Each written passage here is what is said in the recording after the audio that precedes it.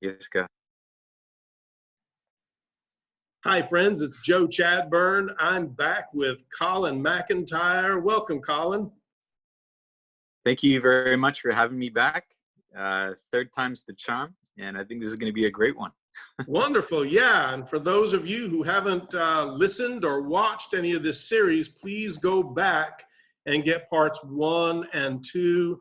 Colin's the creator of Covenant Cards, a seasoned minister, and I really, really appreciate this brother so much. And for those of you who are watching via YouTube or the JesusConversation.org, this is part 3 of our Matthew 24 Fulfilled series, which is included in a larger project called Debunking Last Days Hysteria. That project can be heard in its entirety on the Love Reimagined podcast.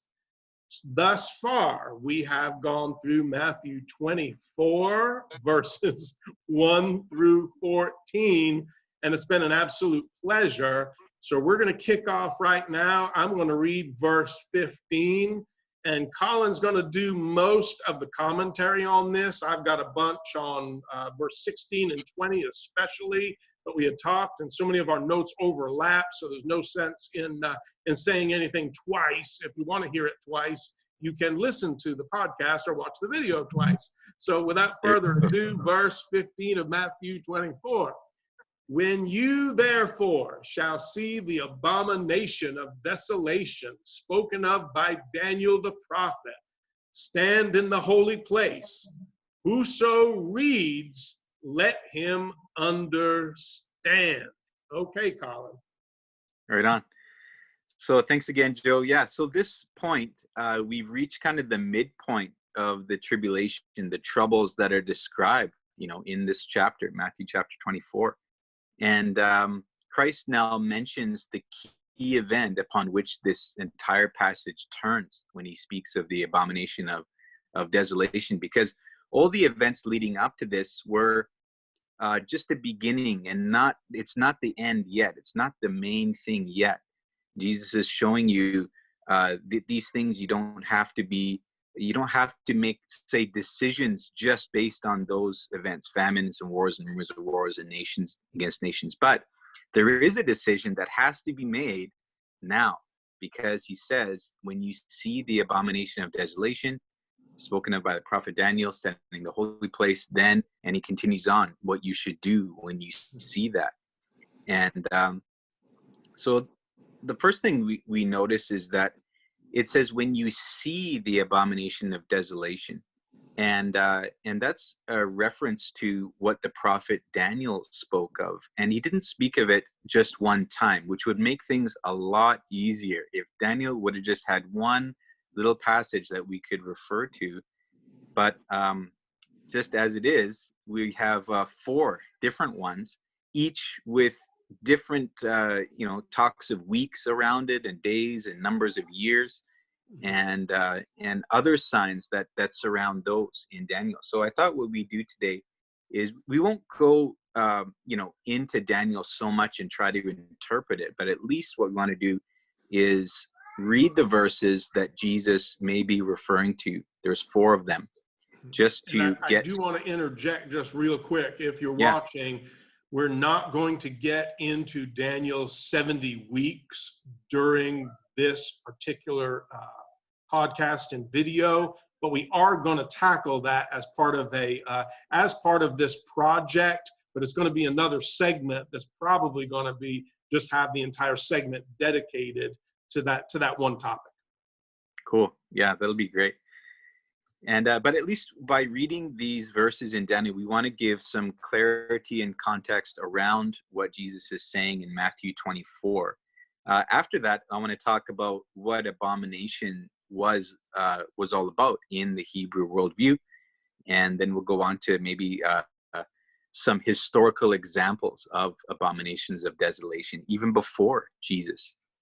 So yeah, let's turn to, if you have a Bible, turn to Daniel chapter 8, and verse 13 is the first mention of the abomination of desolation. It goes like this.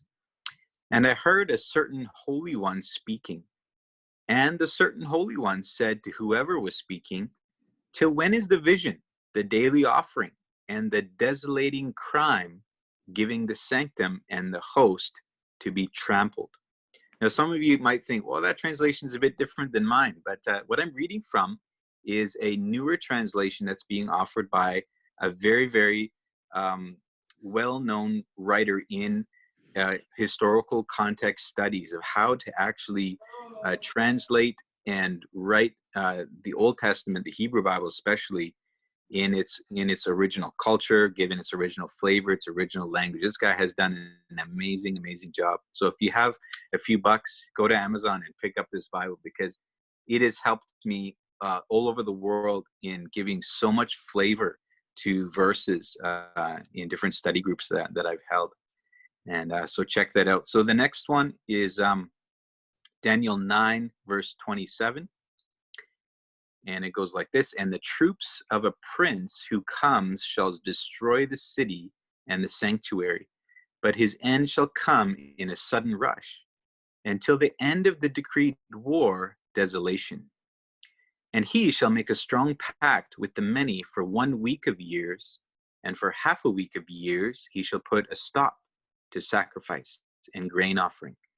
And in its place there shall be a desolating abomination, until the decreed destruction is poured down on the desolating thing. Some of you might notice how twisted the grammar is in some of these verses. A lot of translations try to smooth out and try to make it into regular English vernacular, a lot of these things.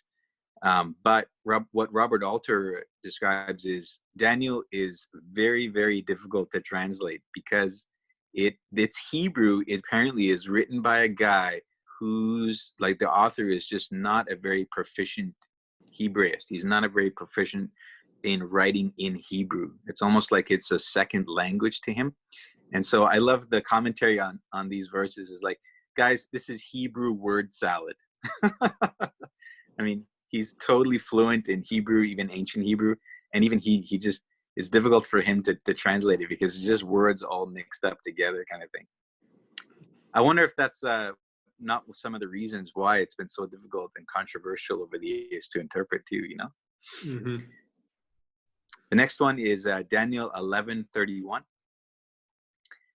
And forces, it says, shall stand forth from him and profane the sanctuary, the stronghold, and take away the daily offering, and set up the desolating abomination.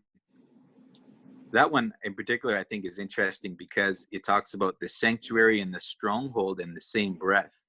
Well, those of you who are students of history know that it was King Herod who really set about making the sanctuary into a stronghold. And that wasn't really, as far as I recall, that wasn't really done before him. The last one is Daniel 12, verse 11. Actually, starting in 9, we'll start in 9 there. 9 to 11. And he said, go, Daniel, for the words are concealed and sealed till the end time. Many shall be sifted and purified and purged, and the wicked shall act wickedly. And none of the wicked shall understand, but the discerning shall understand. And from the time the daily offering was taken away, and the desolating abomination was set up, is 1,290 days.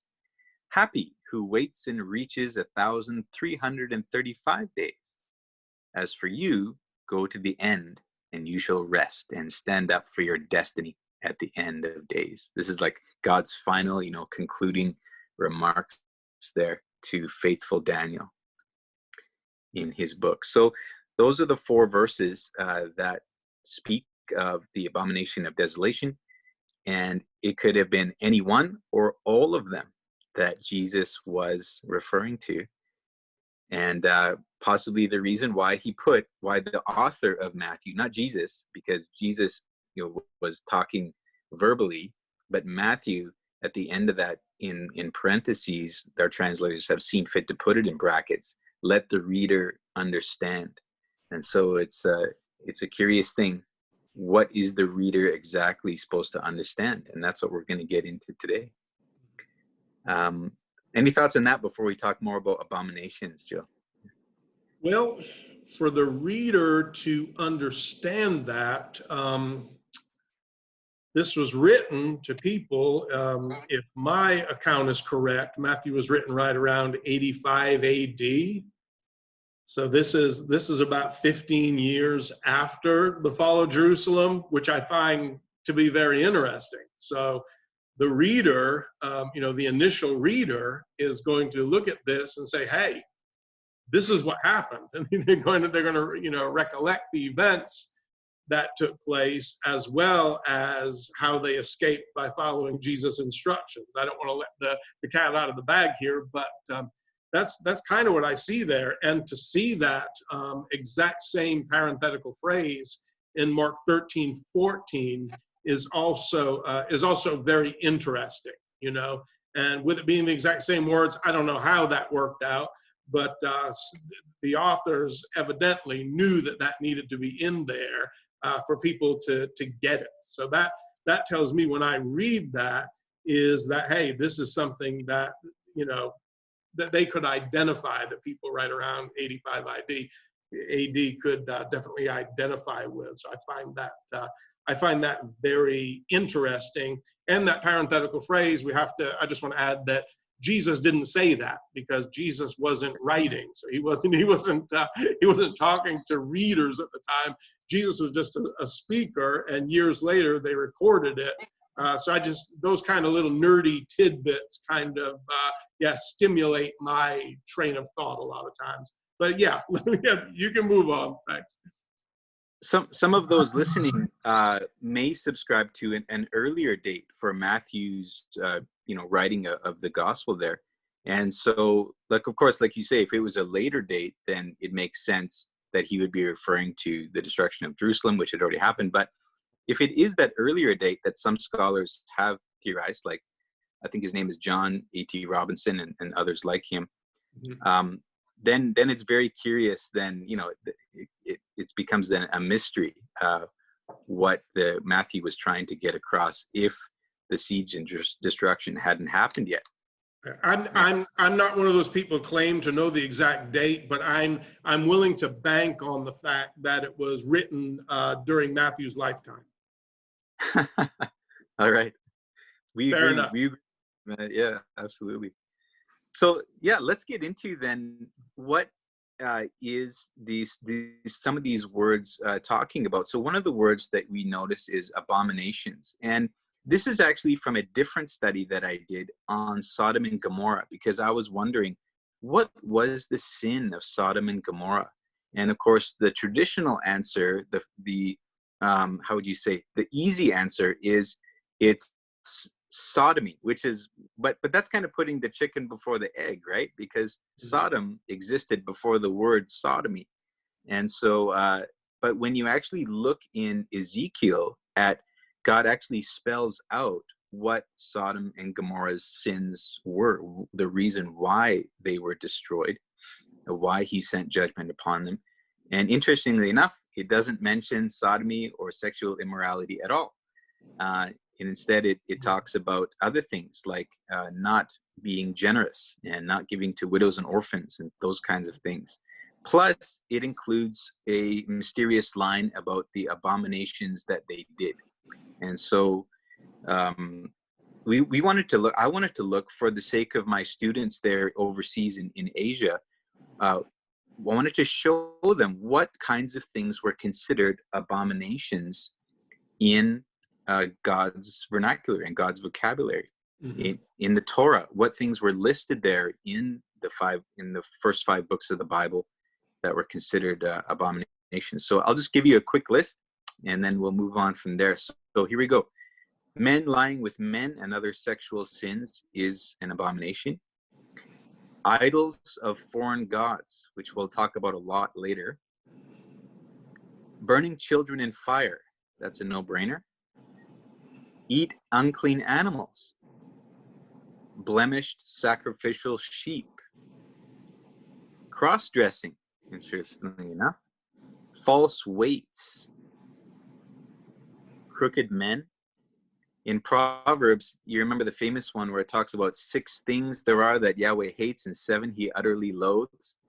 So these are like haughty eyes, lying tongue, hands shedding innocent blood, a heart plotting wicked designs, feet hurrying to run to evil, a lying deposer, a false witness, and causing strife among brothers. You can already see that what God calls an abomination is on a big scale in terms of what we think is minor and major in terms of, things that people can do. And next one is people who acquit the wicked or condemn the just are an abomination.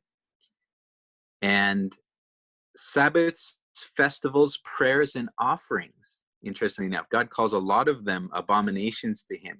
Even though they're religious days and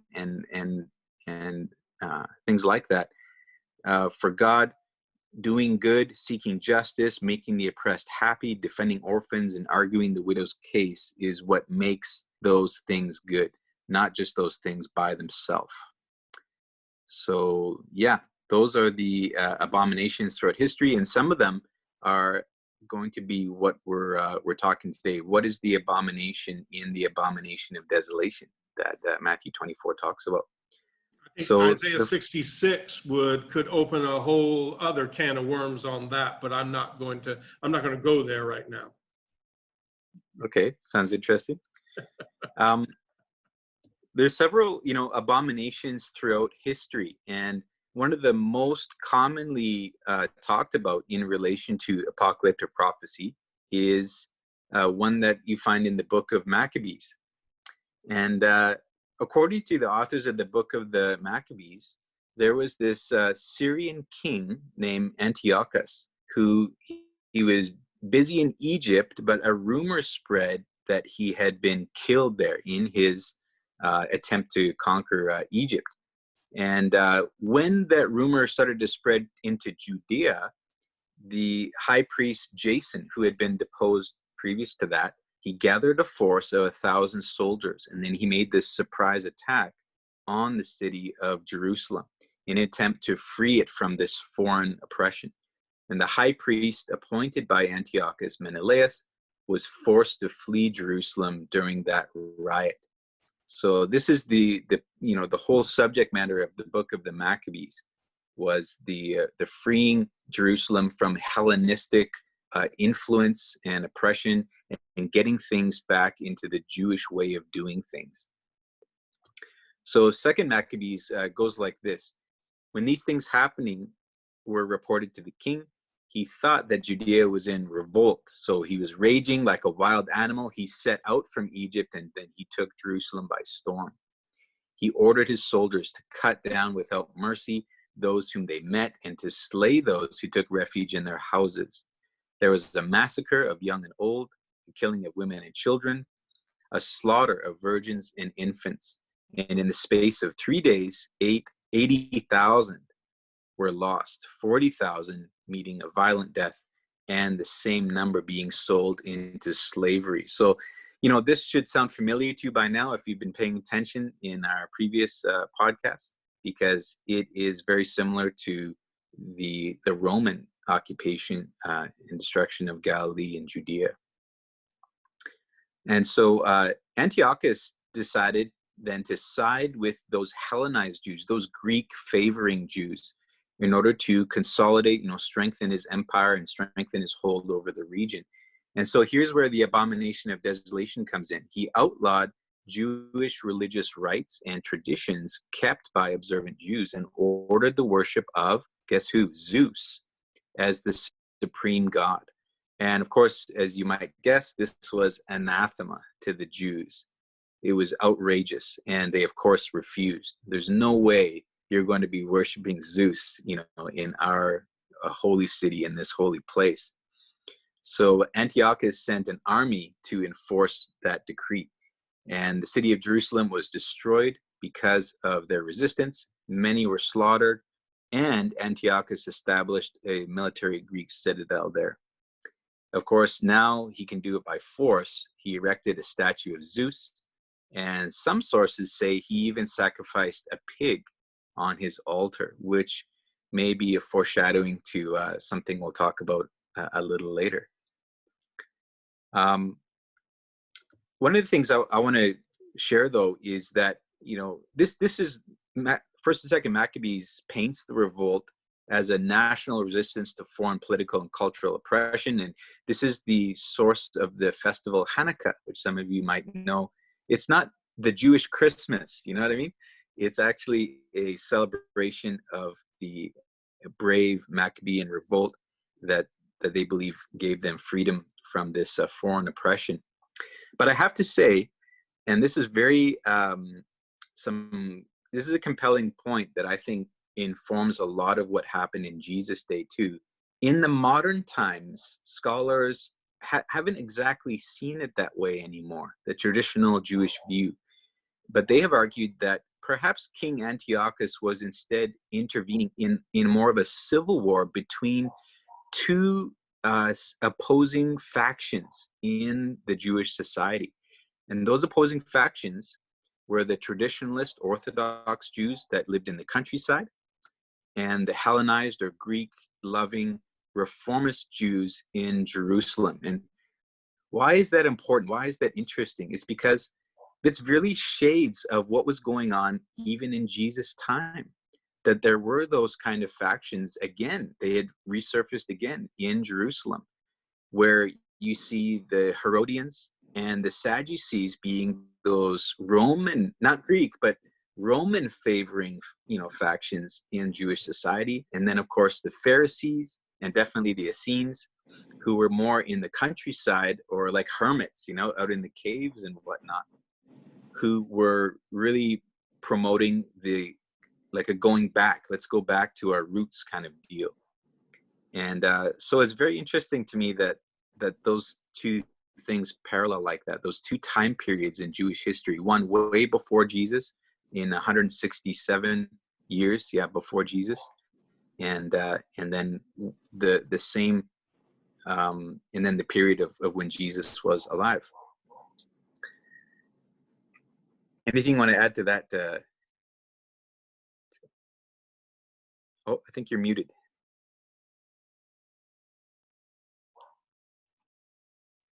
No, we're good. Yeah, please proceed. Okay, all right. Now, there was an almost abomination that happened after Jesus' death and resurrection. And this happened in AD 41. So there was this ancient Roman writer, historian, Tacitus. And he wrote that the mad Roman emperor Gaius Julius Caesar Germanicus, who you guys might know is nicknamed Caligula, there was a movie made about him. Caligula thought he was a god.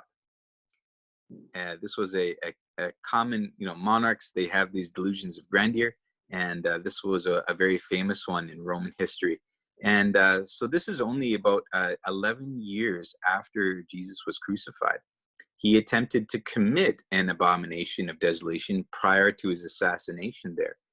And what he did was he demanded this image of himself, this statue or effigy, to be placed in the historic Second Holy Temple, the temple in the Holy of Holies there in Jerusalem, which was that main, altar area. And so that almost happened, very similar to what Antiochus Epiphanes did in the worship of Zeus and offering a pig. This Caligula wanted the emperor worship to be instituted in place of Yahweh there. But I'm sure the Jews were worried about that. Fortunately, it didn't happen. Somebody killed him. I'm going to throw, I'm just going to throw it in there with Isaiah 66, because I think it's kind of neat, where, Okay. the Lord talks about, he's, where's the temple you're going to build me? Heaven is my throne, the earth is my footstool. And then he talks about sacrifices being as if they were offering pig's blood, So it's really, he's talking about how, sacrifice and offering he doesn't want, but a body he's prepared, and that body is Jesus. The house is Jesus and his people, his household. And I find that really, really interesting, because you have these instances with pig's blood and references to pigs, and even a wild boar on a particular ensign that you might be talking about here soon. And Yeah. but Jesus, he's like, what I have, is so much better than that old covenant stuff. And it's like he's comparing it to something he's comparing it to something that is abominable compared to Christ, And I think there's such a strong contrast and a rebuke to the old thing. So I just throwing that in there. I just almost couldn't resist. Yeah, the fact that it explicitly mentions pig's blood is amazing, considering what we're talking about, these historical events that happened. So there you go. Yeah, the Bible can really help to interpret itself here. Mhm. So in regards to what is the abomination of desolation, then leading up, past Jesus and past Caligula here, and leading up to the Roman invasion, not invasion, but the Roman suppression of the revolt, and Mhm. where I guess you can technically say they did invade with 4 legions here. And so there's 4 theories though about what it is. And 2 of these are Josephus' own views that he writes about especially in his book, Wars of the Jews. The third one is by Gary DeMar, and then the fourth one is the most common one that people believe. So again, these are 4 theories that are held by those who see prophecies, apocalyptic prophecies, as mostly historically fulfilled. So I just want to put that out there. There's lots of other theories about this in futurism and historicism, idealism, but what I'm going to mention is in the category of historical fulfillment. So if And I you're a think lover of, we're going back and forth to sometimes different commentators and things.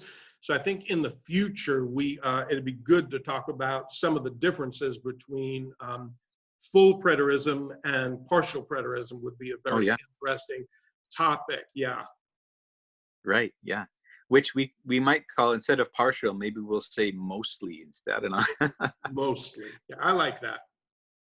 so 4 theories. Here we go. Number 1, this is Josephus' own view. One of them, anyways. When he talked about and wrote about the occupation of the temple courts by the murderous zealots, and you might remember the zealots. We won't repeat it here, but we talked about it at length in previous podcasts. That fourth philosophy, that movement that was looking to how would you say, force God's hand in order to let the Messiah come quickly. And so these zealots took it upon themselves to invade the Holy of Holies, the Jerusalem temple, and they quickly placed an imposter in office as high priest. There was protocols about that. There's supposed to be ceremonial things. There's supposed to be genealogies that are consulted for all of that. But the zealots are like, that's it, we're going to do it our way. And so they also, along with the high priest, they started ordaining these unqualified misfits and rabble rousers and scoundrels into the priesthood. Can you imagine? They're donning the priestly robes and everything like that. And but it's just a bunch of guys, like. Mm-hmm.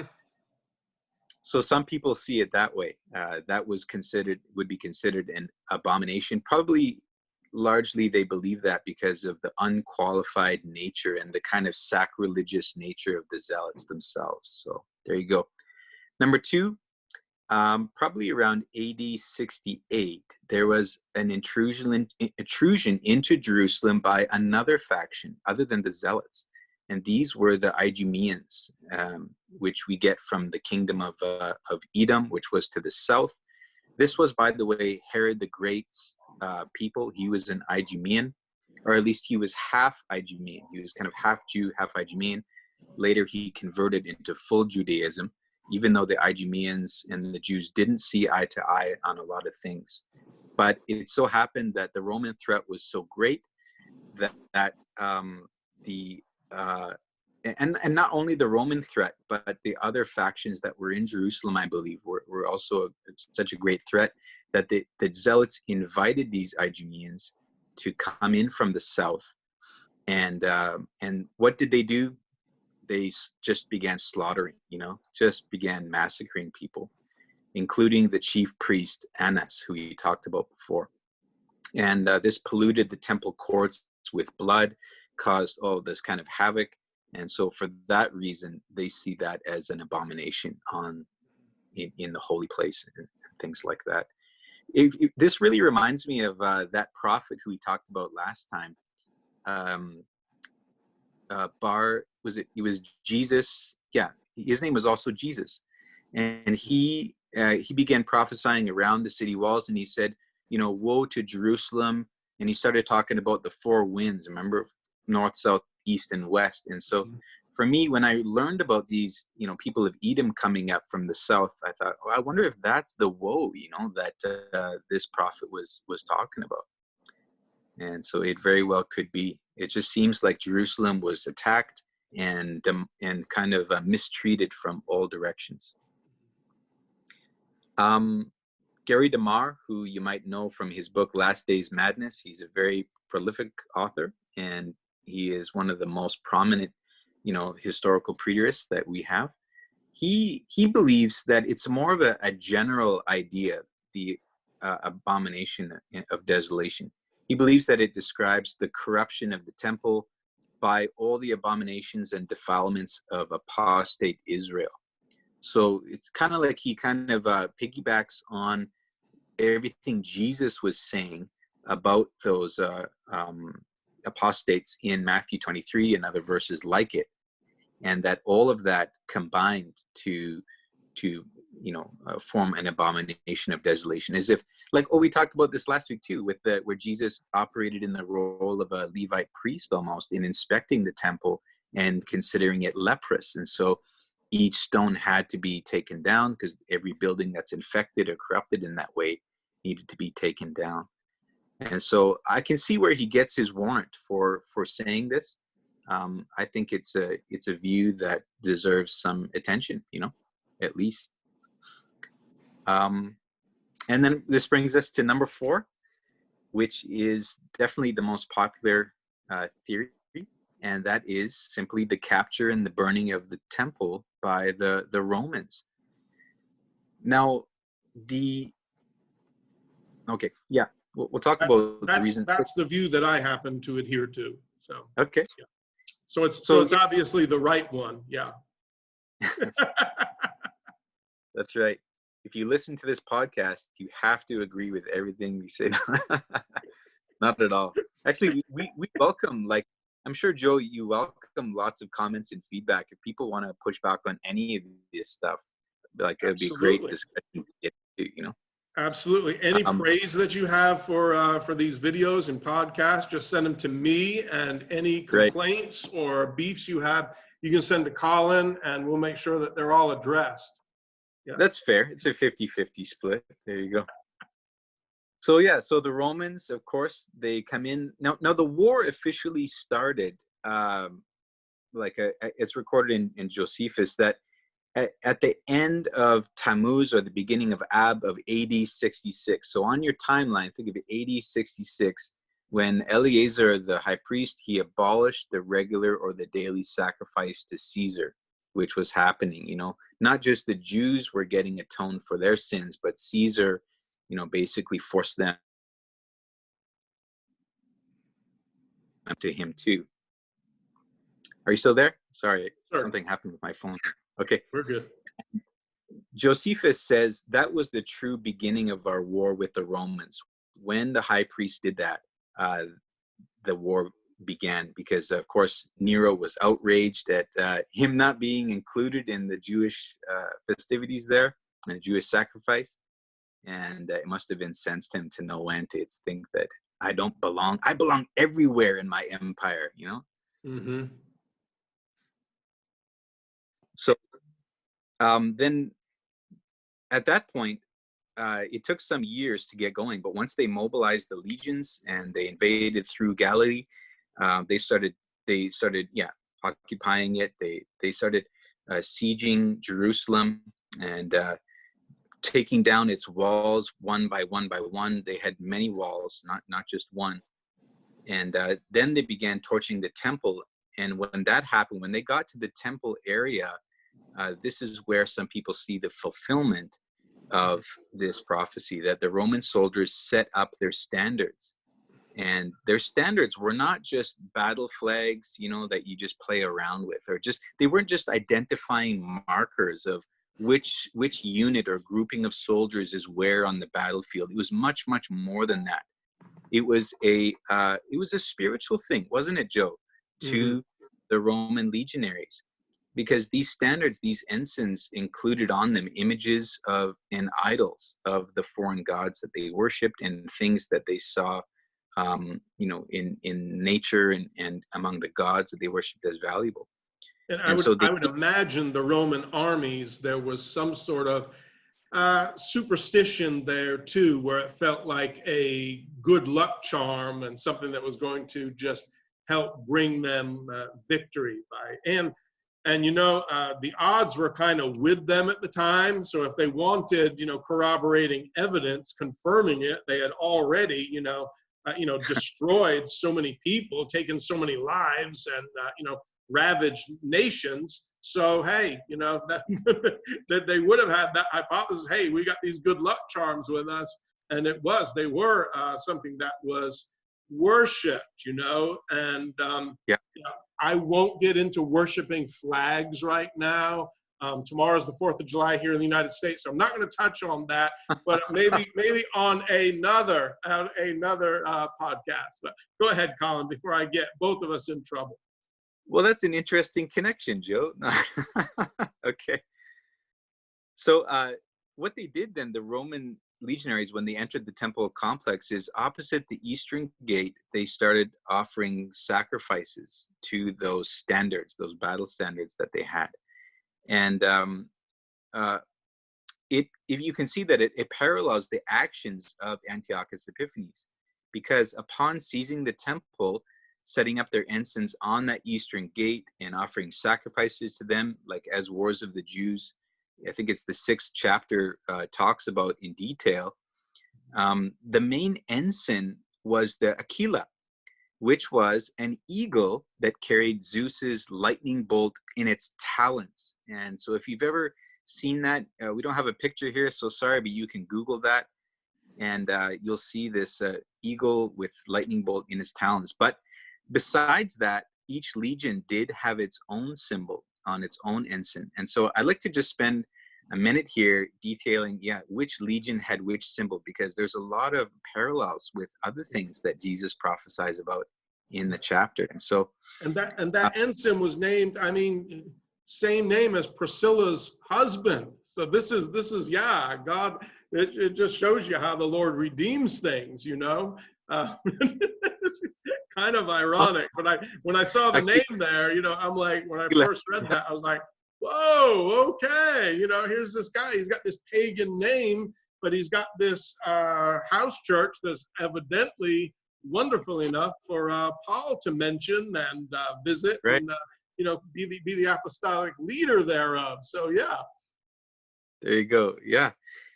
And you wonder what if people would have kind of teased him a little bit about that or not, right? Uh-huh. But at any rate, people, his good friends, his best friends, are probably like, you are the main symbol of the Roman legions, that. It's like Pastor Zeus Chadburn, Yeah, that'd fly really well. Yeah. and he didn't change his name. Yeah. So here's the legions. Now, there was 4 legions in total that marched on Jerusalem from different directions. And so there was the legion number 5, the Roman numeral V, Macedonica, which had a battle standard with an eagle on it. Okay. The next is Roman numeral X or 10, which is Fretensis, and that one had a boar. So it alludes to what we were talking about earlier, where sacrificing a pig, in the holy place, that offering to Zeus was made. Well, here they would have sacrificed to a symbol on a flag of a boar. And that eagle, I'm sure, is something we're going to talk about later too. So, right. Yeah. Yeah. And Legion number 12 is called Fulminata, and that one had a lightning bolt on it. And so, it just makes you think about where Jesus said, as the lightning, comes from as fast as lightning comes from the east to the west, so is the coming of the Son of Man. It could be a coincidence, but at any rate, it's interesting how many of these do have parallels. Mhm. And the last one is 15, Legio number 15, Apollinaris, which I couldn't find the symbol for it, but it's definitely dedicated to the god Apollo. And so symbols that I've seen is a hand or maybe a statue of Apollo himself. But at any rate, these are the 4 legions that were uh, that were conquering Jerusalem. So we want to mention that this last one, 15 Apollinaris, is the one that captured Josephus there in Galilee. And number, I believe it's 10. Yeah, I think it's number 10 for Tensis. Yeah, is the one that was beaten back by the Jews several years earlier, which was a huge shame for the Roman Empire and really incensed the emperor especially. When he heard that, he was being led by this commander named Cestius Gallus. When Nero heard that, he's like, we're getting this whole war machine galvanized. We're gonna decimate this. We can't let this thing we can't lie down in the face of a successful revolt. Revolts are one thing, but one thing that a revolt that actually beat back one of our mighty legions is just unthinkable. I imagine he was really worried at that point, because how many other regions, if that rumor spread, would begin to revolt, especially in Germany, which was notorious for that stuff, and England, which had just been pacified just before the Jewish rebellion. England was pacified, and so you can see how worried the empire would have been. Yeah. So now, when they began to sacrifice, they likely began to sacrifice to their battle standards upon capturing the temple. They also apparently dedicated it to Zeus, just like Antiochus Epiphanes had done earlier. Of course, now the Romans call him Jupiter, so he goes by a different name. But what did the Romans sacrifice? Like, what kind of animals did they sacrifice? Well, historians believe the Roman army likely sacrificed something called a suavitarilia. Suavitarilia, there you go, in the temple that day in AD 70. And this was a ritual sacrifice of 3 different kinds of animals. There was a sheep, there was an ox that they would have brought in, and guess what? A pig. And so that was for the purposes of land purification. So not only did they conquer a place, but to purify it of, whatever other influence there was before, they would sacrifice these animals. And so that would very, very likely have been performed as soon as the temple was destroyed, and Jerusalem annihilated. So you can see how many parallels there are throughout history, and the Abomination of Desolation, in this case, it does seem to be related to images that did not belong, at least in this 4th view. Anything else you want to add there? No, but it's just when you really think about how much of a superstitious religious bunch the Romans were, and it's just kind of amazing, and to see what happened, and just the things that we've been talking about are just extremely interesting. I just love this. Yeah. So is that all you have for verse 15? Well, I'm not saying is that all you have. I mean, or do you want to close this segment and move on, or you got some more?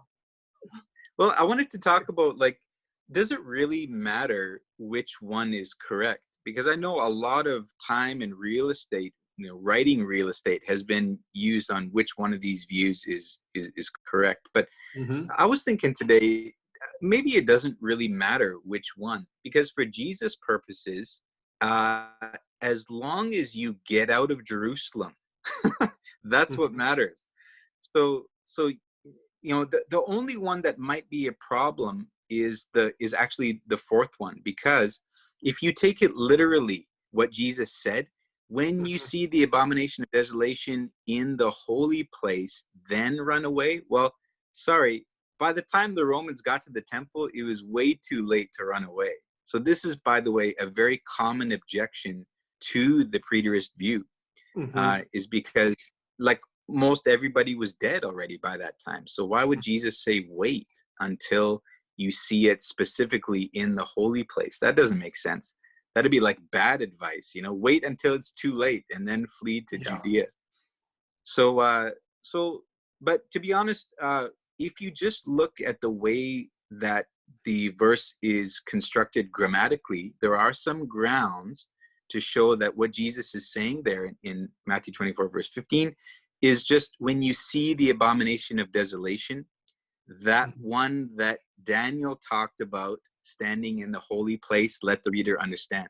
So if you put the next, like the second part of that verse, almost in a parenthetical statement, Mm-hmm. that Jesus, or the writer rather of Matthew, is clarifying what Jesus meant when he said, "See the abomination of desolation." Jesus isn't specifically saying wait until it's in the holy place, but when you see it. Period. Yeah. Um, Because then, there are no yeah, parentheses, to my understanding, in the original manuscript. That's something that the translators put in.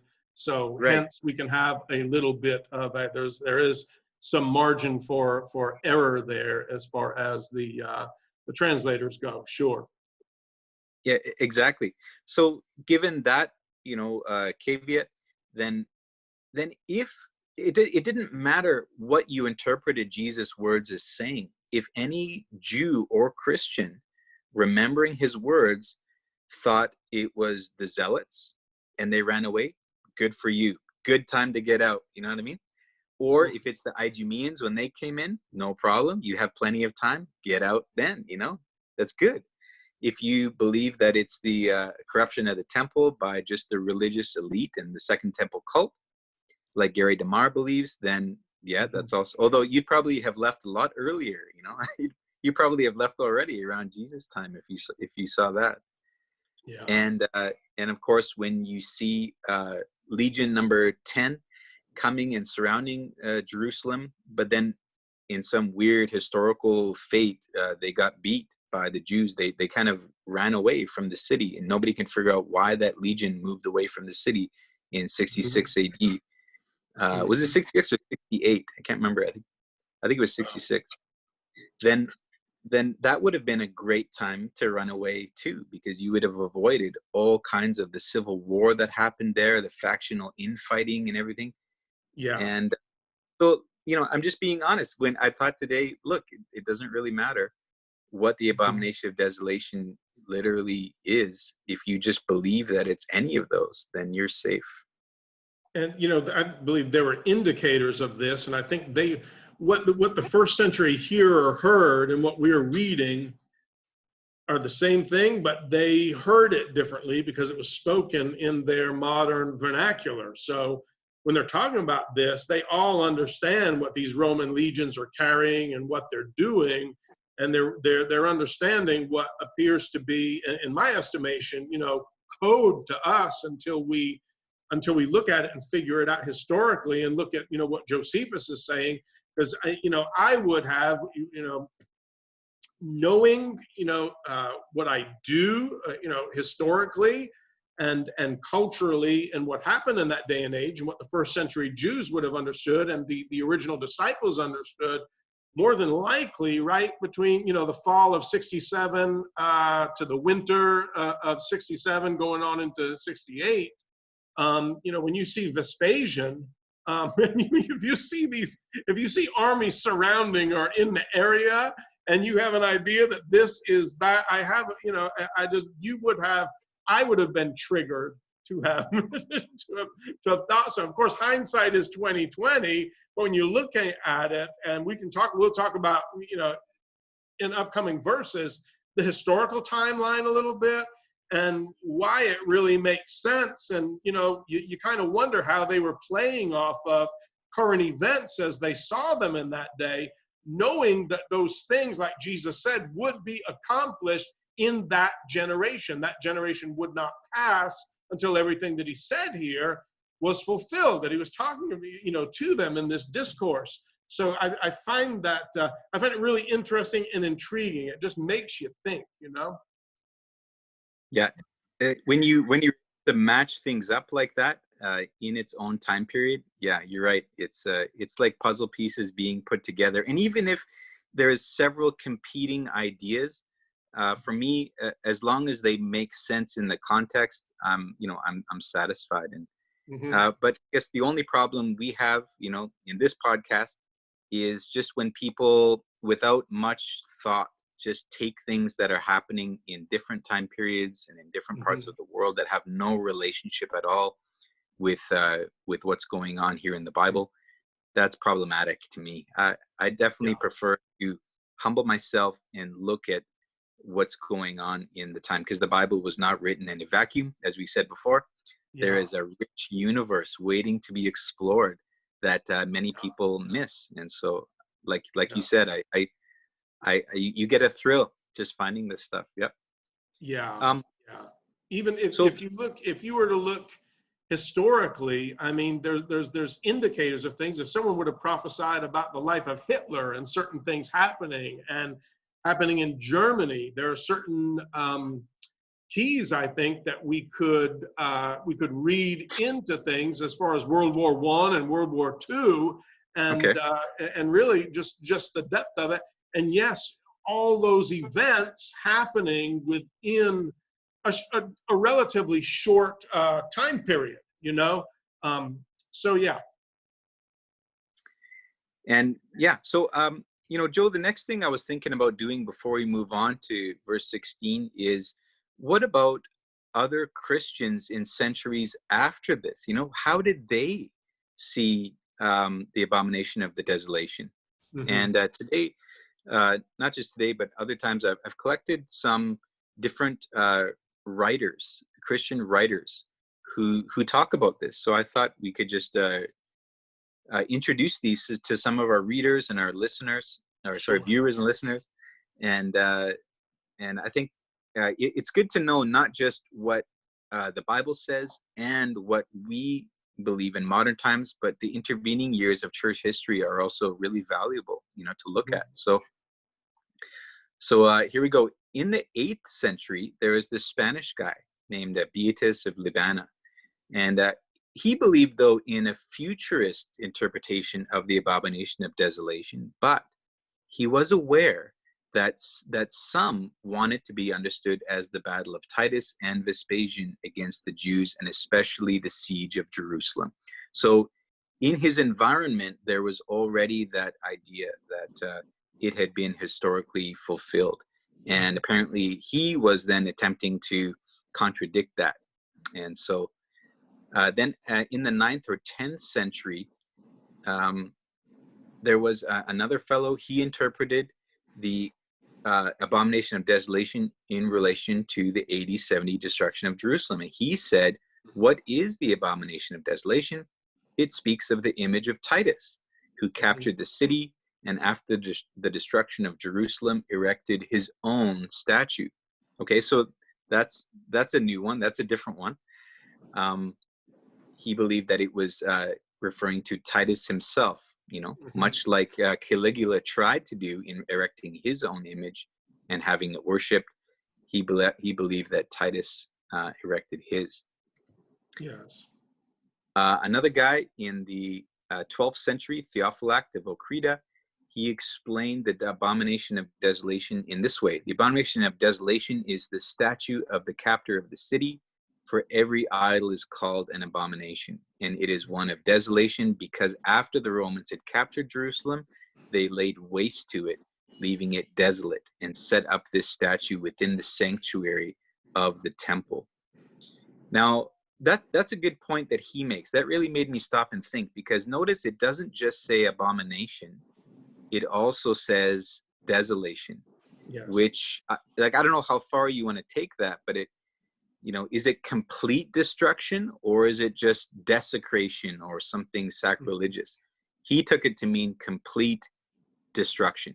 And And so there's there's other only, places that says that makes desolate, you know? Yeah. yeah, And, yeah, I can't emphasize enough, and this is Joe Chadburn in the 21st century, but Jesus said that all these things would be fulfilled in that generation. Okay, that generation wouldn't pass away until all those things were fulfilled. And when he says, when you therefore see the abomination of desolation, okay, when Mm. you see it, original audience relevance, he's talking to the disciples during that time, okay? Hmm. And this is prior to AD 70. These are people who are going to, who are going to be hearing and passing the word on to their contemporaries that this is going to happen in their generation. And so to me, that is really the linchpin that pulls futurism, just knocks futurism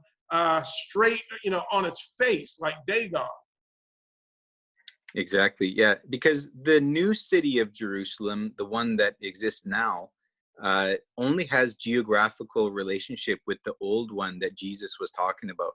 Everything else about today's Jerusalem, I mean, there's no relationship whatsoever. What? Why would God, want to judge that city, or why would that city need to be destroyed now? It just doesn't make any sense at all. No. But definitely, from what we've talked about now, that old city of Jerusalem, there was a huge corruption problem. It was basically a living abomination because of how they cheated people out of the new covenant and freedom that God wanted to institute in the world. Mm-hmm. And plus, Jesus said, we're not going to be worshiping things in cities anymore or on mountains. Geography just doesn't matter. Now it's people's hearts looking for worshipers, man. I think So, that's something that I want to talk about in the future that's near and dear to my heart, because the difference between the present nation state of yeah, Israel and what God calls the commonwealth of Israel, and versus juxtaposed to the old covenant Israel, which is these topics really need to be discussed in detail, and yeah, how what we're talking about, just people's eschatology, forms U.S. foreign policy and yeah. events around the world, and really pushes just genocide and land theft and so many horrible things that are just so contradictory to the Beatitudes. And the Beatitudes have really been sacrificed on the altar of people's eschatology, as well as a glorious church and future hope and God's ability to finish the new heaven and new earth project that he began in in a manger in Bethlehem. So I think this is stuff we're going to talk about. I agree with you, Joe. I really think theology is important, not just as a ivory tower, let's have a discussion with pipes in a drawing room kind of thing, but it really does influence how you think about the world, how you think about other people, how you think about problems and difficulties that arise between nations and things like that. Yeah. If you tend to spiritualize it too much, or put religion into it, suddenly the debate just gets so heightened. It just gets so emotional to people, and Yeah. a lot of very confusing things. People begin behaving in confusing ways when religion and spirituality enters politics. Let's just put it that way. Big time. And I do want to, and we can address that in the future. It is very important, and that's one thing as far as the geopolitical aspects of what Darbyism, futurism, whatever you want to call it, has really imposed upon the world. I've studied that in depth, and I really look forward to talking about that in the future as well. Cool. There's, for those who are listening, there's also a Wineskin article on the blog that I mentioned, winesk.in. And if you look in some of the sections there, I think it's on the theology section, if I'm not mistaken. And there is an article there on Israel, the sheep. It's called The Sheep and the Goats. And if you want to check that out, there's some commentary on that. And I wrote that around when Trump moved the embassy from Tel Aviv to Jerusalem. So it's kind of in that context. Mm-hmm. So just, finishing up, this is again, what some other Christians through the centuries held about the abomination of desolation. Here's one in the 14th century. This guy's name is Arnold of Villanova, and he held a futurist interpretation again. So he was one of those who held it to be future, but he did mention that a preterist interpretation of it was very current in his day among the teachers in Paris. And they believe that the time in which the abomination of desolation was set up was the time in which Titus and Vespasian placed an image of Caesar in Jerusalem. So you can see that there is quite a bit of shared belief throughout history of the view that we're espousing here, at least in the universe of the views that we're espousing here. Mm-hmm. But I think the most compelling one, though, is from the early church historian. His name was Eusebius. And this guy was around in the 4th century.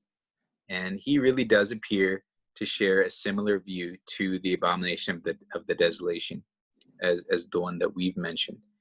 And so he writes in this book, The History of the Church, he writes this: "And from that time, a succession of all kinds of troubles afflicted the whole nation and their city until the last war against them, and the final siege, in which destruction rushed on them like a flood." He's talking, of course, about the siege of Jerusalem.